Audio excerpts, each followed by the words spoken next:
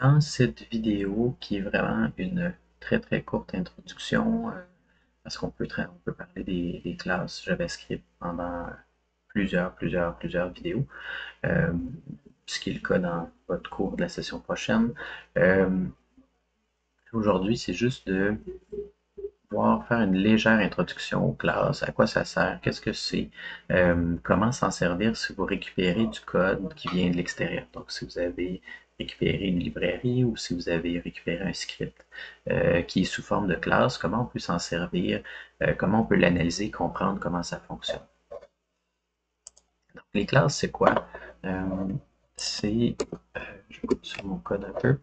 Euh, On a vu dans les cours précédents qu'on pouvait séparer notre code en modules. Ça veut dire qu'on prend le code, puis on fait juste, au lieu qu'il soit dans un seul fichier, on le divise en plus petits fichiers, puis on appelle les fonctions qui nous intéressent au moment qui nous sert.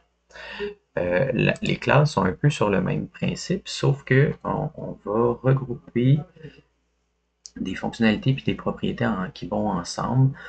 Puis on va pouvoir cloner cet élément-là pour faire des objets. Euh, donc, qu'est-ce que je veux dire par là? Exemple, je vais me faire une classe test.js.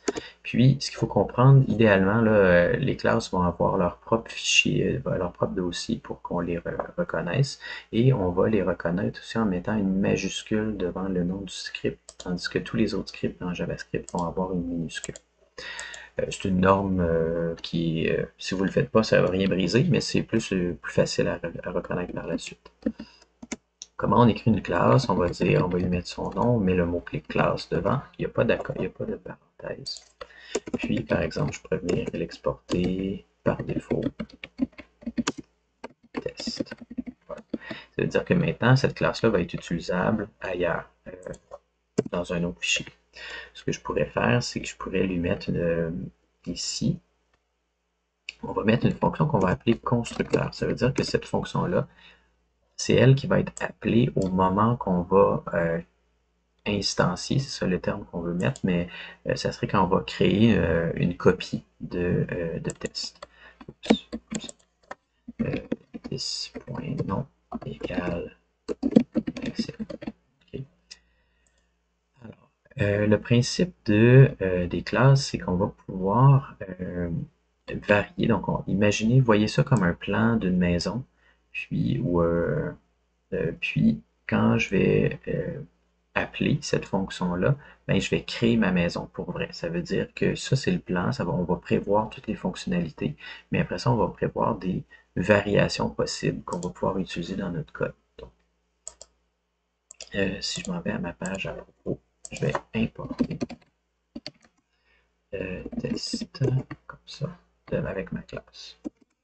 Puis, là, pour le bien du cours de la vidéo, je vais effacer tout le reste. Là.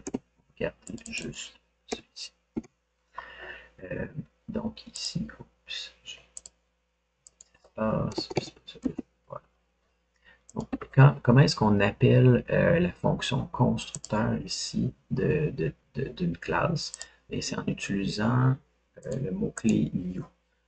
Const test est égal à new test. Et du moment que je viens faire new, je vais créer, dans le fond, je vais prendre mon plan de maison et je vais créer une vraie maison qui va être enregistrée dans cette variable. Et cette variable-là va contenir les propriétés que j'ai définies. On va regarder qu'est-ce que c'est, test 1. Si je regarde ma page web maintenant, ici, on voit que j'ai un objet avec la propriété nom que j'ai définie qui s'appelle Maxime. Mais c'est possible que j'ai plus que... Peut-être que mes objets ne vont pas tous avoir le même nom, ça pourrait être intéressant. Donc, ce que je peux faire dans ce temps-là, c'est que dans la fonction constructeur, je vais lui passer une propriété qui va être appelée quand je vais faire new et je vais l'associer à une propriété ici. Là, vous remarquerez le mot-clé this, j'y reviens dans quelques minutes là-dessus. Donc, en fait, je pourrais l'amener non param, juste pour qu'on voit la différence. Là. Donc, ça ici, c'est le paramètre qui est passé ici. Et ça, c'est la propriété qui va être enregistrée dans mon objet. Donc, maintenant que mon constructeur s'attend à avoir un nom, je dois lui passer un nom quand je fais new. Cette fois-ci, je vais mettre Maxime ici. Vous allez voir qu'il n'y aura pas de différence comme telle, c'est la même chose. Donc maintenant, le nom est Maxime. Si je mettais Jean, ben, maintenant, mon objet a un nom qui s'appelle Jean. Là, les tests, les classes, l'avantage de ça, c'est qu'on peut en faire plusieurs. On peut les dupliquer autant de fois qu'on veut, puis chaque, faut juste les mettre dans des variables qui ont des noms différents. Ben maintenant, chaque élément, ben, on peut les rendre indépendants. Je sais pas, etc., etc. Là, juste 3, ça va être en masse. Puis maintenant, si je les regarde, test 2, test 2. C'est comme si j'avais créé des maisons ou des voitures dans une usine, puis ça ici est un objet différent. On a chacun ils ont chacun la propriété nom qui est accessible. Donc, je peux dire log test1.nom. Donc, un peu comme on a vu avec les objets. Donc là, je lui ai ajouté la propriété nom. Et maintenant, je suis capable d'accéder à cette propriété-là. Ensuite, on peut, dans nos classes, ajouter des fonctionnalités, comme des fonctions, mais cette fois-ci, quand on parle de classe, on va parler de méthode. Les propriétés, c'est un peu comme des variables, mais on va parler de propriétés à ce moment-là. Mais si vous dites variable ou pas fonction, c'est pas la fin du monde, mais sachez que on appelle ça des propriétés et des méthodes. Donc là, je pourrais dire bonjour. Et là, remarquez que dans les classes, on n'a pas besoin de mettre le mot function. Ce sont tous des fonctions là, qui sont appelées là, à la suite de l'autre. Et là, je pourrais dire, je peux utiliser alerte. Et là, maintenant, si je veux alerter le nom, bien, je peux, vu que la propriété est enregistrée dans l'objet, bien, je peux utiliser this.nom.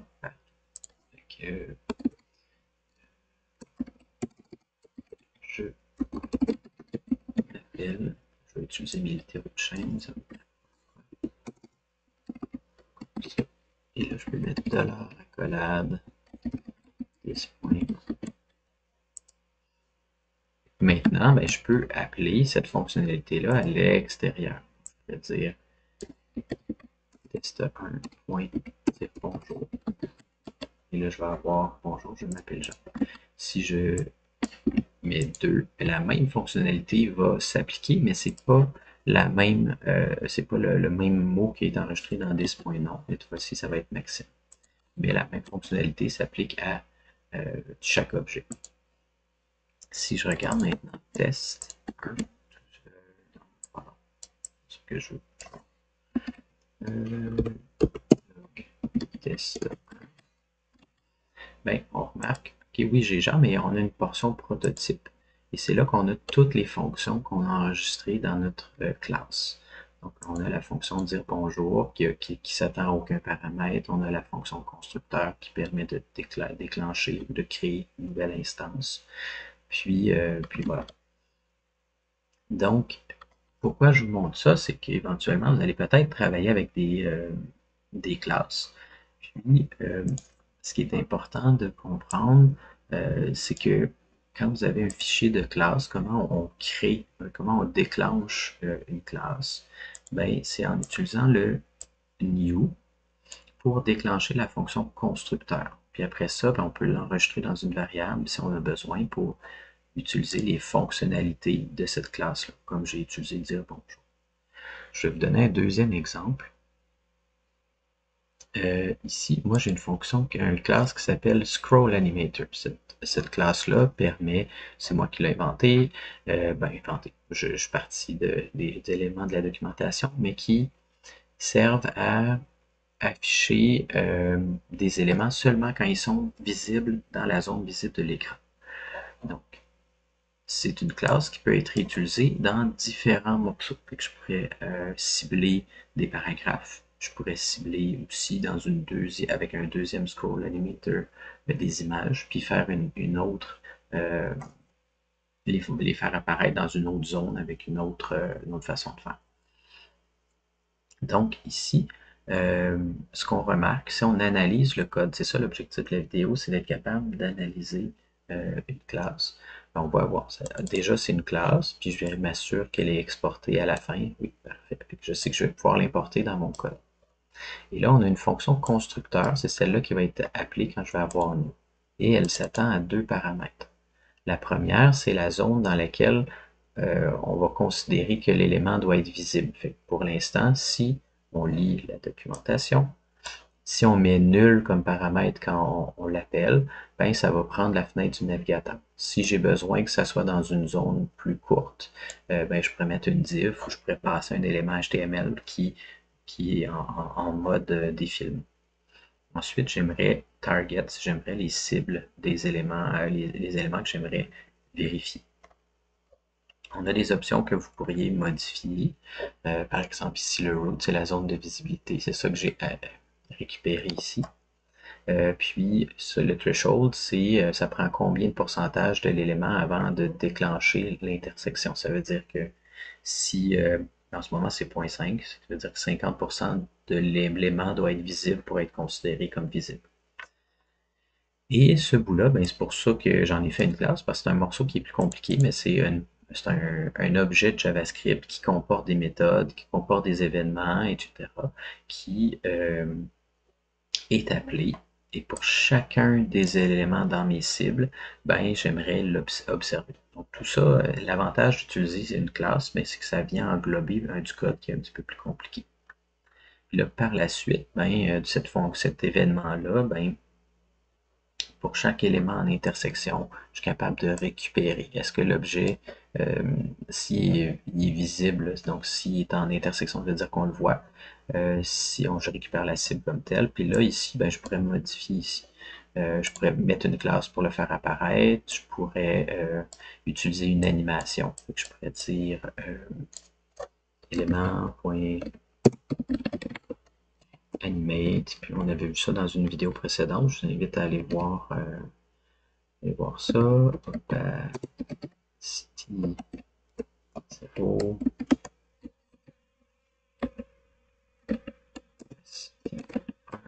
Puis là, je pourrais leur mettre des. Oups, il manque un tableau. Ça, ici. Ici, j'aurais duration. Puis, je pourrais lui mettre 2000. Puis, avec forward. Ça veut dire qu'une fois que l'animation va être finie, il va rester dans cet état-là. Voilà. Puis après ça, s'il quitte, ben, je pourrais le mettre à 0. Donc quand il quitte la page, je pourrais cacher, le faire en fondu à l'extérieur, ou je peux juste rien faire du tout. Fait que je peux décider comme ça. Là, si je regarde, je fais des fautes dans mon code. J'ai un tableau, etc. Fait là, maintenant, si je reviens sur ma page, ben, il ne se passe rien parce que tous mes paragraphes sont cachés. Si je m'en viens dans à propos, ben là, ce que je vais faire, c'est que je vais importer mon scroll animator. Scroll animator.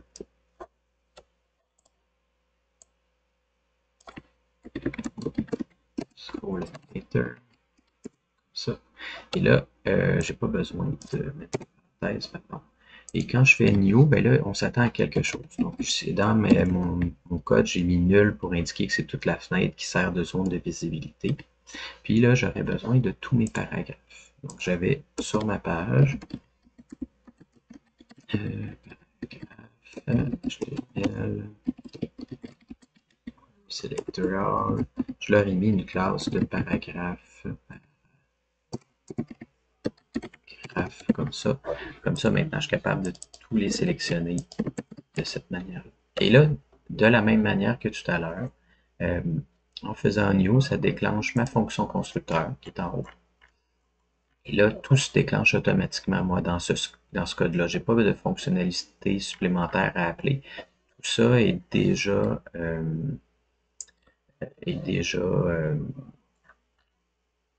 fonctionnel. Si je reviens ici, on voit que tout d'un coup, quand je défile, ben, quand les éléments apparaissent à l'écran, ben, je les fais apparaître avec une opacité. Je pourrais décider de leur mettre une translation. Je pourrais, au lieu d'être opacité, je pourrais mettre transform. Ici, je pourrais mettre translate x de moins 1000 pixels ou moins 5000 pixels, puis je pourrais les mettre à 0 par la suite. Ça.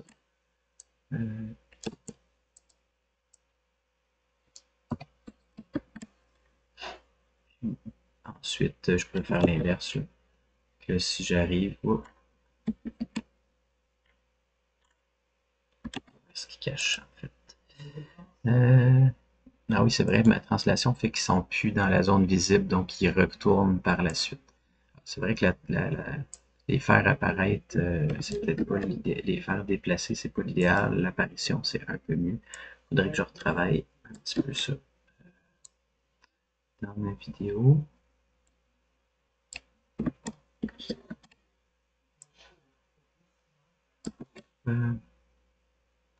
Si je mets 0, 5 pixels. Oui, non, c'est ça, ils sont déjà en dehors, donc ils ne sont pas considérés. Donc, pour l'instant, je serais mieux de gérer avec l'opacité pour le bien de ma démo. Puis, si je voulais, en fait, ce que je pourrais faire, c'est m'assurer que, en fait, je pourrais mettre si je voulais les déplacer, je serais mieux de mettre ma classe paragraphe sur les éléments qui sont à l'intérieur et laisser ma div visible, elle, dans l'écran. Ça veut dire que, en fait, on va le faire, ça va ici, comme ça. Donc, si je mettais ça sur tous mes éléments à la place, ben, la div, elle, va être... C'est pas vrai, c'est pas ça que je veux. Hop. En fait, ça reste là. Puis, ce serait pas l'élément que je viendrais animer, ce serait les enfants que je viendrais animer pour déplacer. L'élément, elle, va rester en intersection parce qu'il est dans la page. Puis, c'est les enfants de ces éléments-là que je viendrais animer pour les faire apparaître. Voilà. Là, je ne vais pas étirer la vidéo, mais voilà comment utiliser, comment analyser une classe, puis comment utiliser une classe Scroll Animate.